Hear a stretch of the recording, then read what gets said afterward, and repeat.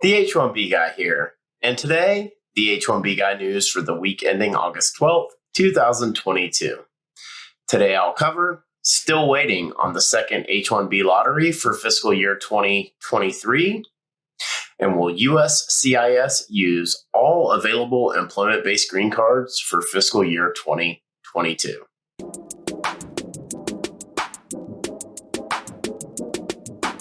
But before we get started, I'd like to ask you, if you haven't already, to please subscribe to the H1B Guy channel here on YouTube and like this video so that I can continue to produce more content like this for you. I also wanted to mention the H1B Guy offers a variety of consulting services. I help businesses and individuals solve complex work authorization issues and the recruitment process while bringing awareness to employment-based immigration benefits.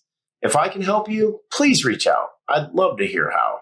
You can book an appointment directly with me via the h1bguy.com. Today's news is brought to you by Syndesis and Path to Canada, the ideal plan B for high-skilled immigrants currently located in the U.S. whose status may be uncertain, by PERM-Ads.com, the industry leader in providing a seamless experience for employers and immigration attorneys navigating the complex PERM recruitment ad phase of the labor certification process, and by Mob Squad.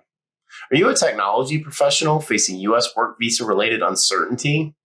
Don't leave your fate up to chance. Our partner Mob Squad has a solution. Join the squad. Well, I'm going to try a little bit different format here today for the H1B Guy news.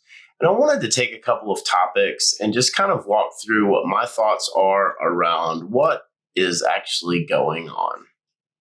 So August 5th has come and gone, and for many of you who have been following this channel for several months now know that I've been saying that sometime between July 22nd and August 5th, USCIS would hold a second H1B lottery for fiscal year 2023.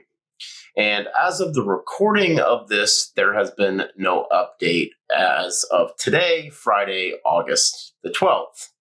Last week during the H1B Guy Live, I asked for a bit of a grace period and said that I still believe that there would be a possibility that an announcement would be made as of this Friday, today, August 12th. But here we are with still no updates. A lot of you have reached out to me, and I'm aware of several clients that have had their checks cashed, application checks cashed by USCIS, but receipt notices have still not been sent. And this is a very interesting processing glitch, if you will. And that is receipts are being significantly delayed. Receipts meaning notice of receipt that USCIS has received your application.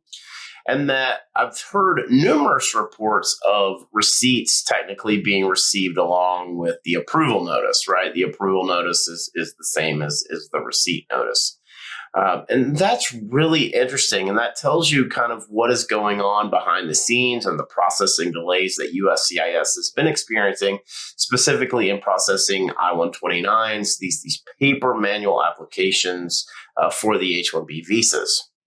Of course, it's been in the news, but the Vermont Center continues to experience the most extensive processing delays. And back in the beginning of June, they even came out and said that cases were being transferred from Vermont because of the overall workload. And I think that that's really interesting, too, when you look at a lot of cases that are sort of Mississippi East for H-1B applications typically do go to the Vermont Center. And the fact that they are experiencing these significant delays says a lot about why we haven't yet gotten an update around USCIS holding a second H-1B lottery. One thing to note that I think is really interesting, and this has been the trend since the Biden administration has taken over, and that is that denial rates continue to hover around approximately 4%.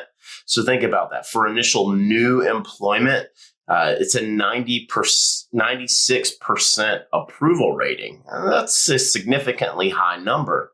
So as we start to peel back and look at, well, what is the latest going on as we sit 6 weeks after that June 30th deadline, And that is USCIS has received a significant amount of applications that came in and towards the very end of June. But I still continue to hear that the overall expected application rate is still anticipated to be around 60% total. And if we go back and look, USCIS went on record of basically saying that they were expecting an overall application rate to be around 66% when they selected that 127,000 plus out of a possible 483,000 plus. So this leads me to believe that a second lottery is still going to happen. Unfortunately, when we predict dates and timelines, we're at the mercy of USCIS. And as of, again, the recording of this, nothing has yet to happen. And my window that I previously provided has come and gone. But the question now is, if a second lottery is held, will it occur in August or will it occur in September? And I can't seem to get an exact answer because I think there are still cases that have not been receipted, checks have not been cashed, and are still currently under processing. On Monday, August 8th, the September Visa Bulletin posted, and it was absolutely a bust. There have been documents of a lawsuit circulating that have been alluding to the possibility of EB2 being oversubscribed for fiscal year 2022.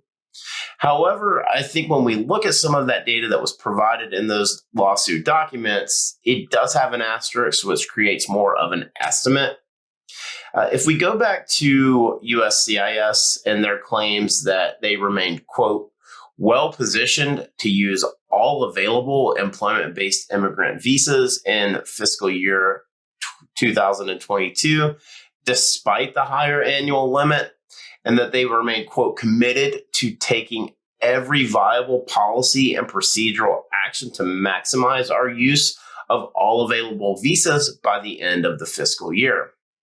So this leads me to kind of speculate, are these delays in receipts for H1B applications a repercussion of resources being allocated to process employment-based green cards?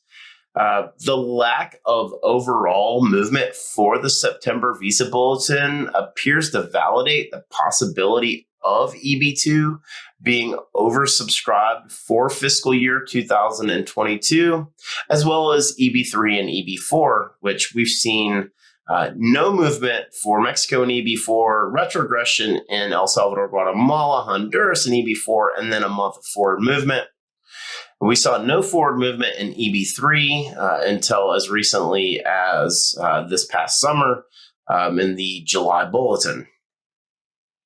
So the question becomes, are the rumors of corrective action that have been alluded to for the beginning of fiscal year 2023 valid? And, they've been circulating now for several months.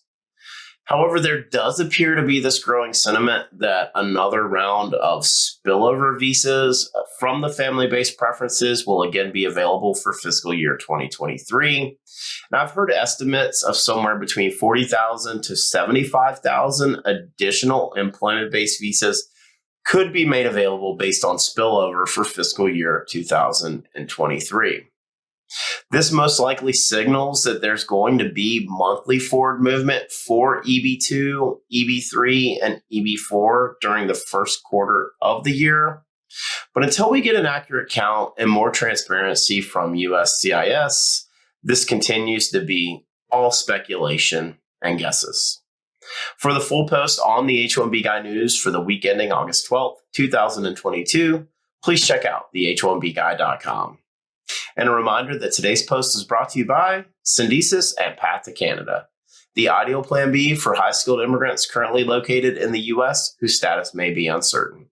If you're facing an H1B denial or OPT expiration, don't get caught off guard. Make sure you have a plan B, and Syndesis and Path to Canada are your answers. They'll gladly help you navigate the process, and if you'd like to find out if you qualify, please be sure to use the link in the video description below, and someone from Syndesis or Path to Canada will be in touch. And also by PERM-Ads.com, the industry leader in providing a seamless experience for employers and immigration attorneys navigating the complex PERM recruitment ad phase of the labor certification process. If you're looking to reduce your costs and overhead associated with PERM labor certification recruitment advertising, let perm-ads.com help you. And also by Mob Squad. Are you a technology professional facing U.S. work visa-related challenges? Don't leave your fate up to chance. Our partner Mob Squad has a solution. Mob Squad helps technology professionals facing U.S. work visa-related uncertainty remain working with their current U.S. company nearshore from Canada, as well as technology professionals from around the world who are seeking to find an opportunity for a rewarding career in North America. Through their partnership with the Canadian government, they can obtain a Canadian work permit for you and your spouse in as little as 6 to 8 weeks. So whether you're looking to stay working with your current U.S. company or you want to find a new opportunity in Canada, please find out how the team at Mob Squad can help you via the link in the video description below. Don't leave your fate up to chance. Join the squad. Just wanted to ask you again to please like this video, subscribe to the H1B Guy channel here on YouTube, and click the bell for notifications so that you're notified anytime we post new content here to this channel. If you've made it this far, I just want to say thank you for taking the time to watch my video. I really appreciate your support. The H1B Guy, your global source for all things H1B.